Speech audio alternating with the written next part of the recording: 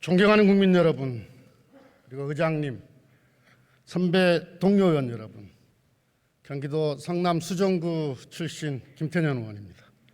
총리께 질의하겠습니다.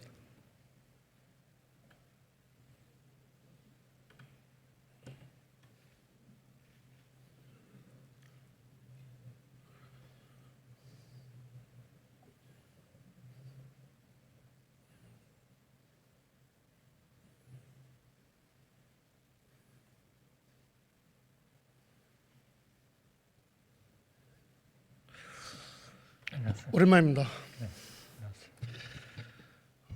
요즘 잠이 잘 안 오시죠?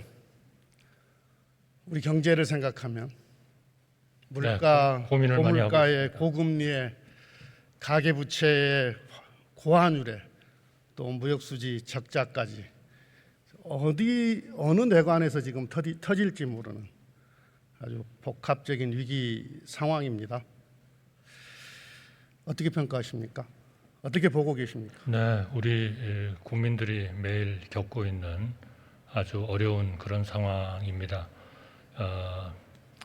이러한 문제들은 우리가 왜 일어났는지는 그 원인은 잘 알고 있습니다. 그렇기 때문에 정부로서는 최대한 이 어려운 민생을 돌보면서 빠른 시일 내에 이런 어려움이 거치도록 노력하겠습니다. 경제 위기를 극복하기 위해서 또 어려운 우리 국민들의 민생을 더 잘 챙기기 위해서 정부는 더 긴장해야 되겠죠. 더 민첩해야 되겠죠. 네, 아주 열심히 해야 된다고 생각합니다. 그리고 더 간절해야 되지 않겠습니까? 열심히 해야 된다고 생각합니다. 열심히 하는 것만으로는 안 될 것 같고요. 반드시 극복해내야 되고 성과를 내야 된다고 생각을 합니다.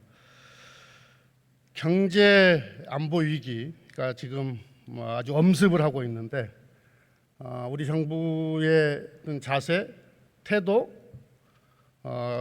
능력 이런 걸 보면 우리 국민들께서 많이 염려가 되실 것 같습니다. 앞순서에 할 얘기가 많이 있긴 합니다만은 바로 넘어가겠습니다. IRA 관련해서 대정부 질의 때 여러 의원들께서 질의를 하셨어요. 제가 답변하시는 것도 다 들어봤는데 하나만 질문합니다. 이 IRA 법안이 미국 정부와 국회에서 논의되고 있던 그 시기에 우리 정부는 뭐를 했습니까? 어떤 조치를 취했습니까? 의원님 잘 아시다시피 IRA에 이번에 지금 가장 여러 가지 부분이 있습니다만 저희 산업에 제일 영향을 미친다고 보는 것은 전기 자동차에 대한 보조금 문제라고 생각합니다. 이것은 이번에 통과가 되고 확정이 된 8월 4일 날 상원을 통과하기 전부터 있었던 BBB라는 Build Back Better라는 굉장히 큰 프로그램이 네.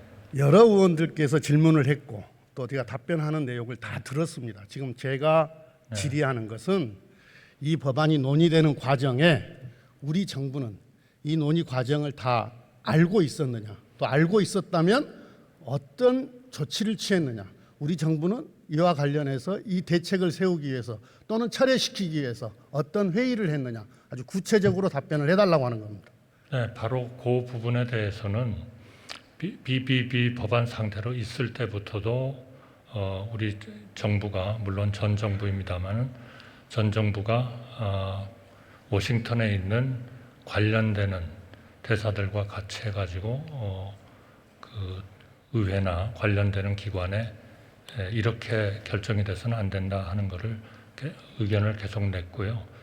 또 계속 이 문제가 진행이 되고 여러 번 이제 그런 기회가 있었고 그렇게 조치를 했다고 그렇게 생각합니다.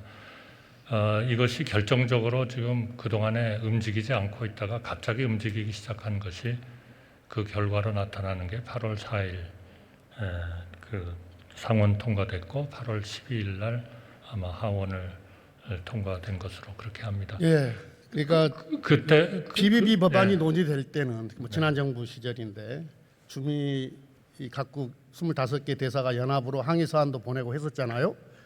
그렇죠? 이게 근데 인플레 감축법으로 전환되던 시기에 우리가 쭉 살펴보고 또 총리의 답변, 또 정부 관계자들의 답변으로 놓고 봤을 때 다 넉넉고 있었어요. 아무도 모르고 있었던 겁니다. 모르고 있었던 것은 아니에요. 그만큼 긴장감이 떨어져 있었다는 이야기예요. 이게 우리 산업에, 우리 경제에 어떤 영향을 미칠지. 이게 지금 8월 7일 날 가결됐지 않습니까? 그죠? 네, 그렇습니다. 또 11일 날 하원에서 가결이 됐고, 그때서야 통상교섭본부장이 우리 기업들 모아놓고 간담회를 합니다. 8월 10일 날 하원 가결되기 전날 산업부 장관은 원전 생태계 복원을 위한 기업 간담회를 하고 있습니다. 지금 당장 미국에서 우리 경제와 산업에 크게 악영향을 미치는 그런 법안이 논의되고 있고 통과되고 있는 그 시점입니다. 전혀 모르고 있었어요. 8월 3일 날 펠로시 의장이 왔었나요? 8월 4일 날 4일 날 왔었나요? 그렇잖아요. 어떻게 보면 우리 안방에서 이 법안을 논의하고 있는 미 국회 수장이 왔는데 대통령도 총리도 어떤 정부 관계자도 펠로시 의장에게 이 법안이 통과되면 안 된다라고 이야기한 사람이 없어요. 있습니까? 그 전부터 쭉 이런 면담도 하고 서한도 보내고 했기 때문에요. 그건 아까 대한민국이 그건 그 문제에 비밀이 대해서 때고 반대하고 있다는 거는 너무나 잘 알고 이 있죠. 직전에 펠로시가 왔는데 우리 정부 관계자, 대통령을 포함해서 우리 정부 관계자가 아무런 이의 제기를 하지 않았다니까요. 이건 몰랐기 때문에. 그때는 하원에 더구나 우리 안방에서 문제 제기를 할 수 있는 기회가 있었음에도 불구하고 대통령 지금 뉴욕에 계시죠? 네, 바이든 대통령과 정상회담 예정되어 있죠. 그런 것으로 알고 있습니다. 이 문제를 해결하기 위해서 바이든 대통령과 얼굴을 붉혀서라도 우리 국익을 관철시킬 그럴 의지를 대통령과 우리 정부는 갖고 있습니까? 당연히 우리의 중요한 과제이기 때문에 논의를 하시리라고 예상하고 있습니다. 이 IRA뿐만이 아니에요. 반도체 지원법, 바이오와 관련한 행정명령, 바이오 행정명령 이게 며칠입니까? 9월 12일 우리 정부 지금 성명 하나 나오고 있지를 않아요.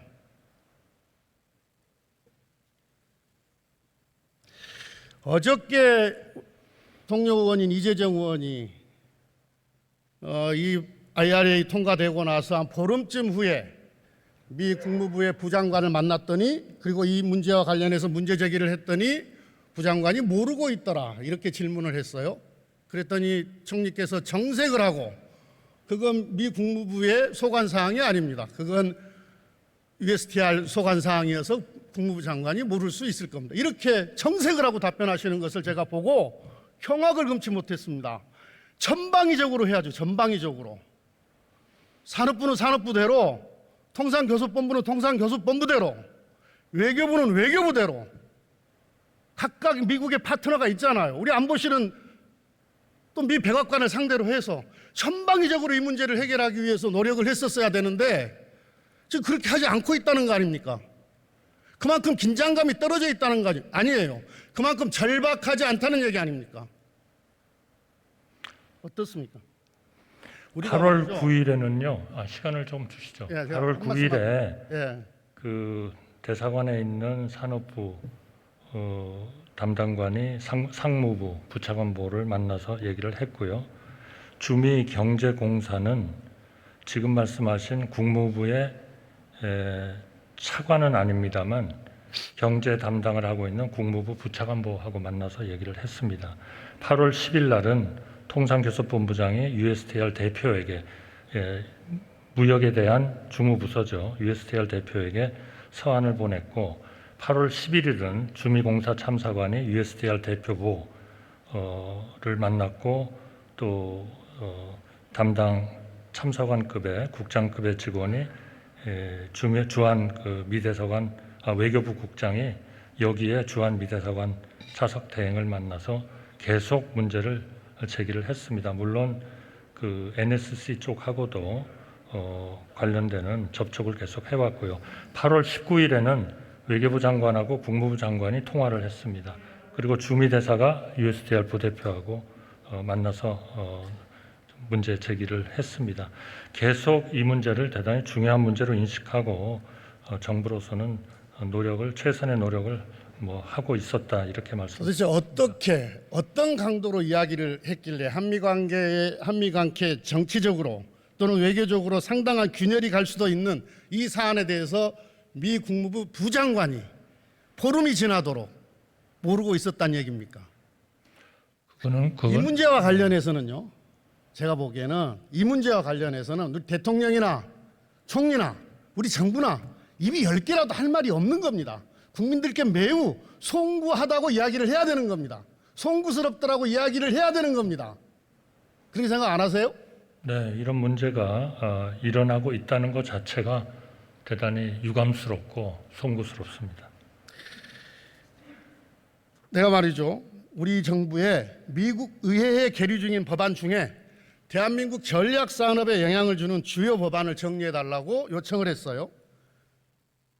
외교부 없다, 기재부 없다, 산업부도 없다, 이거였습니다. 대답이.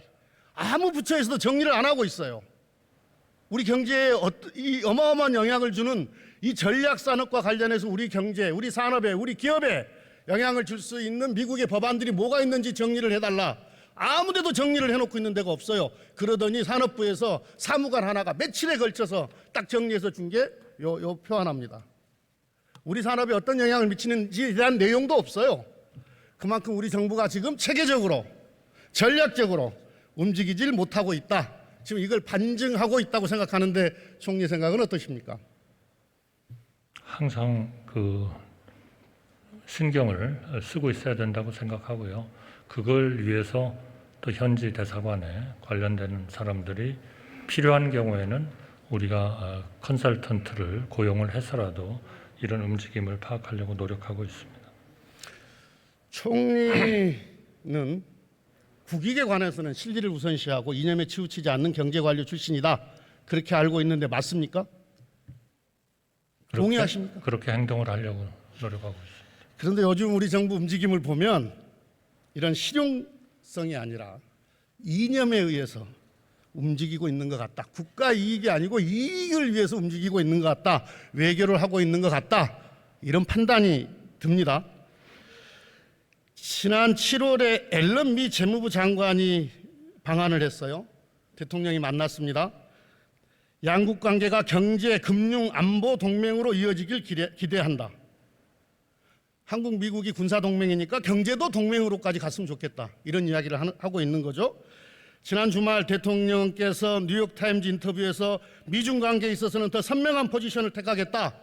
이 말은 결국 앞으로 중국하고 미국하고만 가깝게 지내겠다, 거래하겠다, 이런 선언으로도 들릴 수 있는 사안이에요.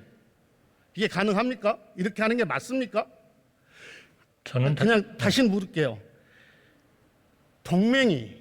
경제에 있어서 동맹이 가능합니까?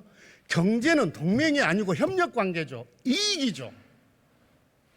국익 우선이죠. 네, 그건 이제 긴밀한 경제 협력 관계를 흔히들 경제 동맹이다라고 표현을 합니다. 파트너십이죠. 네. 국익을 앞세운 파트너십, 이익을 앞세운 파트너십이어야지 어떻게 동맹이 됩니까? 그리고 그게 가능이나 하겠습니까?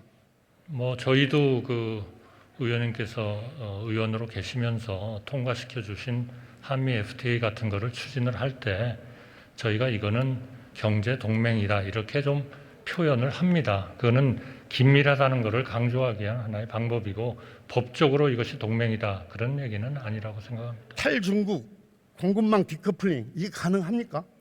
당장 실리콘 메탈 이거 없으면 반도체 생산 못합니다. 이거 다 중국이 생산하고 있거든요. 다른 나라 생산하는 데가 없어. 이거 없으면 반도체를 생산을 못합니다. 미국도 알고 있어요.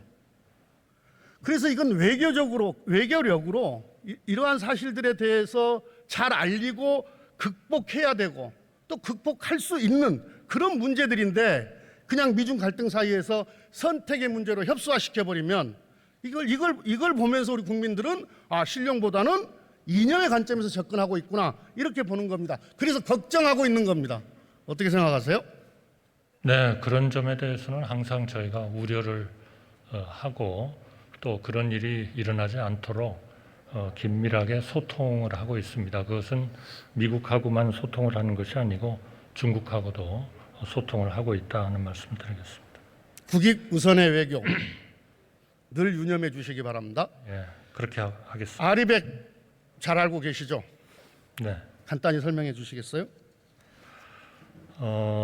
우리의 그 기업들이 중심으로 일어난 자발적인 하나의 그 기후 위기에 대응하기 위한 그러한 그 신재생 에너지를 중심으로 신재생 에너지를 각 기업들이 신재생 에너지를 씀으로써 온실가스 배출을 줄이겠다 하는 하나의 약속이고 대개 한 2050년까지 한 100% 정도 어떤 쪽에서는 한 60%에서 한 100%를 신재생 에너지로 충당하겠다는 일종의 그 25년까지는 100%고요. 네, 개인적인 약속입니다.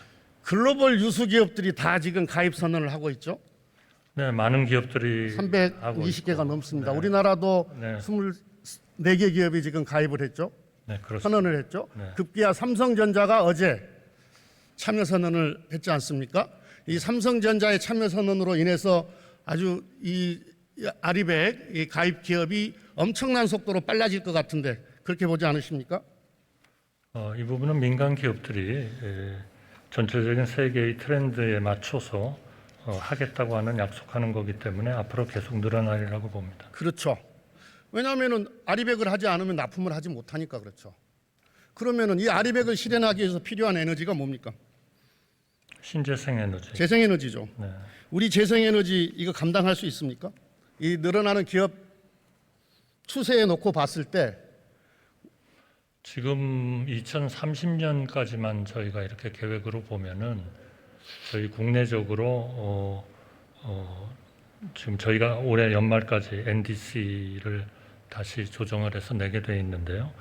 거기서 우리가 생산하려고 하는 신재생 에너지 가지고는 2030년까지는 한 60% 정도가 필요하리라고 생각합니다. R이 100이 아니고요. 그렇기 때문에 그러한 그 수요에는 충족할 수 있다. 그렇게 저희는 예상하고 있습니다. 다시 보셔야 돼요. 제가 아침에 오전에 이 아리백과 관련한 기업들, 아리백 선언한 기업들 간담회를 하고 왔어요.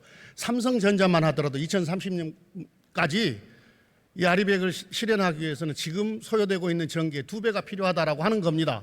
아까 말씀드렸듯이 삼성전자 참여 이게 기폭제가 될 거예요. 기하급수적으로 늘어날 겁니다. 이거 감당 못합니다. 더더욱이나 NDC 비중을 30%로 만들어놨더니 지난 정부에 이걸 원전하고 완전히 바꿔가지고 딱 바꿔가지고 21.5% 줄여놨어요. 어떻게 감당할 수가 있겠어요? 이게 안 됐을 경우에 이 발생할 수 있는 상황 상상해 보셨습니까? 의원님 뭐 잘 아시겠습니다만은 그 NDC 제출을 하기 위한 검토를 지금 하고 있고요. 아주 잠정적인 거는 지금의 우리가 발전하고 있는 그런 신재생 에너지에 적어도 한 2배 이상 훨씬 더 2030년까지 생산 시설을 갖추고 발전을 할 거다. 이렇게 지금 예상하고 있습니다. 그 문제는 의원님께서 말씀하시는 대로 항상 그런 아리백 현상 같은 것도 면밀히 검토하면서 저희가 전체적인 설비의 용량을 또 에너지 믹스를 하도록 그렇게 태양광 사정정국 일으켜서 이 재생에너지 투자를 위축시키고 있는 이런 상황에서 어떻게 재생에너지 투자가 더 확대될 수가 있겠습니까? 잘 살펴보시고요. 지금 탄소 국경세 유럽에서 도입했지 않습니까?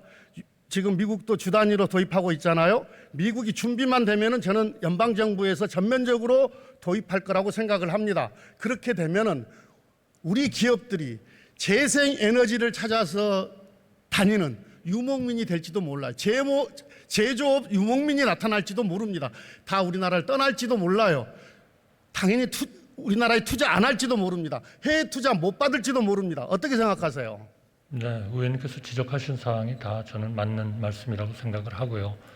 그런 일에 일어나지 않도록 미리미리 대비하고 충분한 신재생 에너지를 공급할 수 있도록 그렇게 해나가겠습니다. 그렇게 지금 그런 방향으로 안 가고 있다니까요. NDC 30%로 만들어놨더니 비중 30%로 만들어놨더니 원전하고 뒤바꿔 갖고 21.5%로 줄여놨어요. 어떻게 신재생 에너지를 더 늘리겠다? 그런 정책을 하고 있다. 총리께서 그렇게 이야기하실 수가 있어요? 지금 의원님께서 말씀하신 그 퍼센티지가 그게 바로 지금 우리가 생산하고 있는 신재생 에너지 한 2배쯤 되는 거 아니겠습니까? 그러니까 저희가 이 수요를 항상 이제 계속 5년마다 저희가 그 계획 자체를 더 나은 계획으로 제출을 하게 돼 있지 않습니까? 산업이라고 하는 것이 네. 기술 발전과 함께 가기 때문에 시장과 함께 가기 때문에 한 번 위축되고 뒤처지게 되면 이제 따라갈 수가 없게 돼요. 저희가 항상 NDC에서도 그렇지만은 에너지 전환 이 믹스를 에너지의 믹스를 신재생과 그 기저 전력으로서의 원전을 같이 가야 되겠다는 생각을 하는 것이죠. 저희가 신재생 에너지를 무슨 포기한다거나 절대로 그런 추세로는 갈 수 없습니다. 같이 가야 됩니다. 더 많이 이야기하고 싶은데요. 시간이 없네요.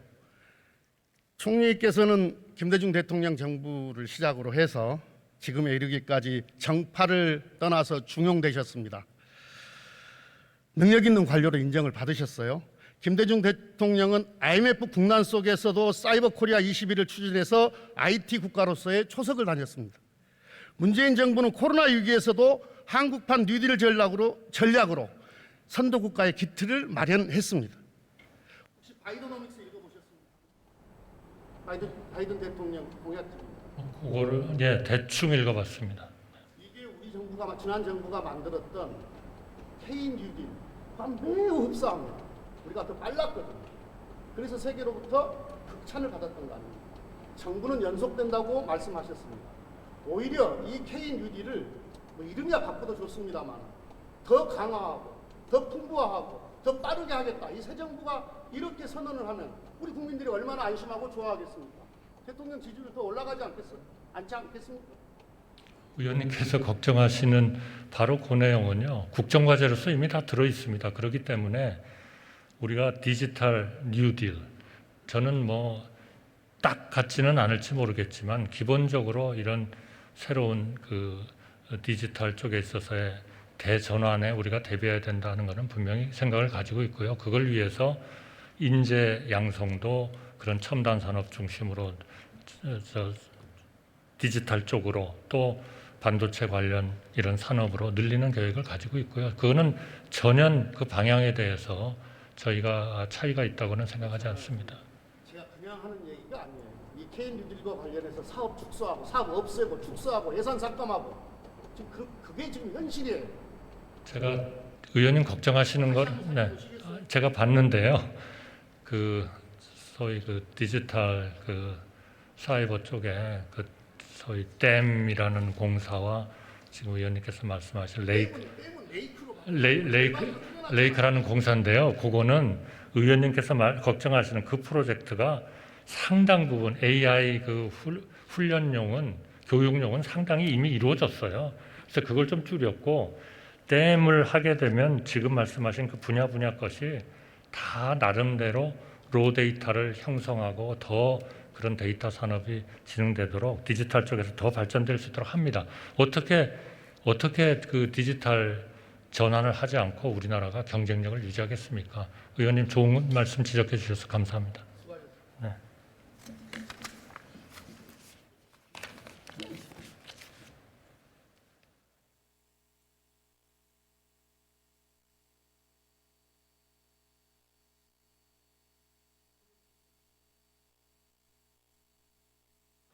김태년 의원 수고하셨습니다.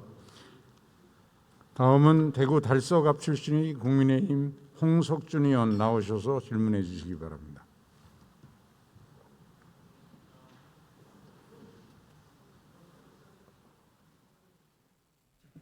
높이고요.